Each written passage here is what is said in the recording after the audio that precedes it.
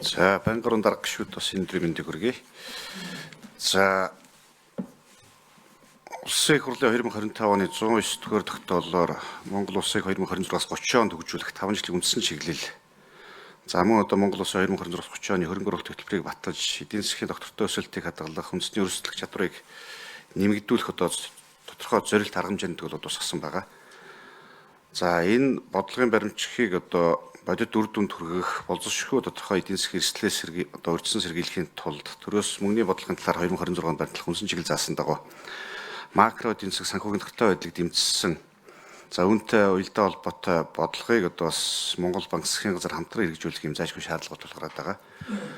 За, нөхцөл байдлын хувьд бол харьцангуй одоо өнөөгийн энэ геополитикийн нөхцөл байдал бас нэг тодорхой бус байдлын түвшин болвол магадгүй 2008 оноос хойш одоо хамгийн өндөр ийм түвшинд бол хүрсэн. За, экспортод түшгэлсэн уулуурхаан өндөр хамааралтай улс орнуудад бол томоохон бодиттой эрсдлүүдийг бол дагуулж байна. За, манай улсын хувьд энэ уулуурхаан салбарын өсөлт саарч байгаа. За, бүтээмж өндөртэй салбаруудад хөдөлмөр эрхлэлт буурч байгаа. За, өрхийн бодит орлого хэрэглээ суларч байгаа юм хандлага бол бас ажиглаж байна. Тэгээд эдийн засгийн одоо бодит өсөлт бол зорилт түвшиндээ хүрэхгүй байгаа юм нөхцөл байдал бол үүсэж байна. Тэгээд инфляцийн бүтцийг бас бид нар судалж үзээд харахад бол нэг нийт инфляцийн 4.3-ыг одоо дотоодын бараа үйлчлэгийн үнийн өсөлтөөр бүрдүүлж байна. За, сүүлийн саруудад нийлүүлэлтийн гаралтай инфляц өөрөө эрчимцэн нь энэ мах гурал хүнсний ногоо зэрэг өргөн хэрэглээний бүтээгдэхүүний одоо үнийн өсөлтөй шууд холбоотой байгаа. За, үндэсний статистикийн хорооны мэдээлэлээр бол 2025 оны 11-р сарын сүүлийн байдлаар инфляц нэг 8.2% гарсан. За, энэ маань өөрөө бас Монгол банкны зорилтод одоо төвшнөөс 4-8% интервалаар бол давсан хэвээр бол байгаа бүтэн жилийн хугацаанд. За, инфляц хүнсний үнийн гол одоо өсөлт бол голж нөлөөлж байгаа. За, 2024 онд нийт нь 318 барааны үн өсөж исэн бол 2025 онд за жилийн эцсийн байдлаар аваад үзэхээр нэг 406 барааны үн өсөлт бол үнийн өсөлт бол бас гарч ирээд байгаа. Тэгэхээр энэ өөрөө юу харуулж байна вэ гэхээр инфляцийн дарамт маань бас илүү одоо өнгөрсөн онтой харьцуулахад бол өргөн цар хүрээг бол хамарч байна.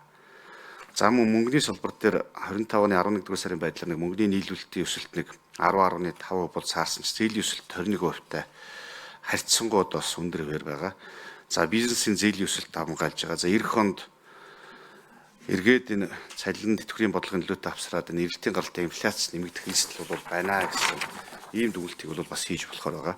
За, гадаад секторын хувьд голлох түүхийдийн үнийн өсөлт төсөөллийн орчимд бол бас хадгалагдж байгаа. За, импорт өмнөх оны үеэс буурсан. За, ачааны болон суудлын автомашин, нефтийн бүтээгдэхүүнүүдийн импорт одоо бууралт бол голж байгаа.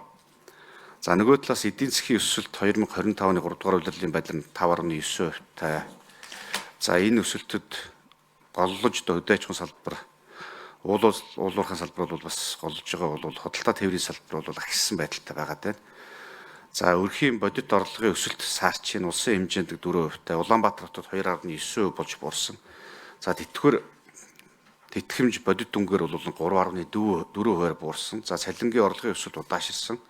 За, энэ маань бол бас яг үнийн өсөлтөд авсраад иргэдийн амжиргаанд бол бодит дарамт учруулж байна.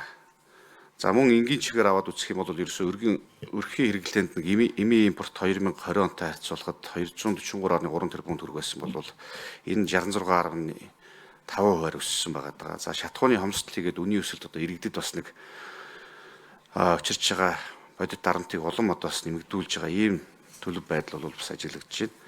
За, тэгэхээр бид одоо энэ үнийн өсөлтөөс иргэдийн бодит орлогыг хамгаалах, инфляцийг дунд хугацаанд зорилттой түвшинд хүргэх, боловсронгуй эрсдлээс урьдчилан сэргийлэхийн тулд засгийн газраас илүү тодорхой зорилтод уялдаа холбоотой бодлогын арга хэмжээг авч хэрэгжүүлэх шаардлагатай байна. За, улсын хурлын засгийн газрын зүгээс бол үүсэж байгаа нөхцөл байдал дээр бас макро эдийн засаг дээр бодит дүн шинжилгээг бол хийх заашгүй шаардлагатай байна. Ажлын эсхүүдийг бас гаргах шаардлагатай байна.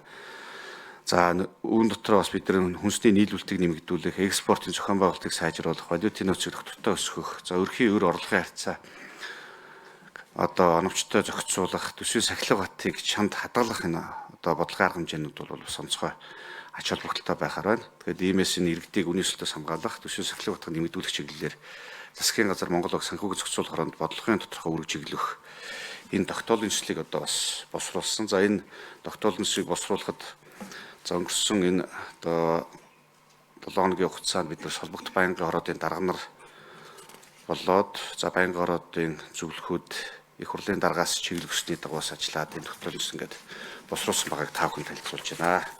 За ингээд хэлсэн дэмжих та бүхнээс баярлалаа.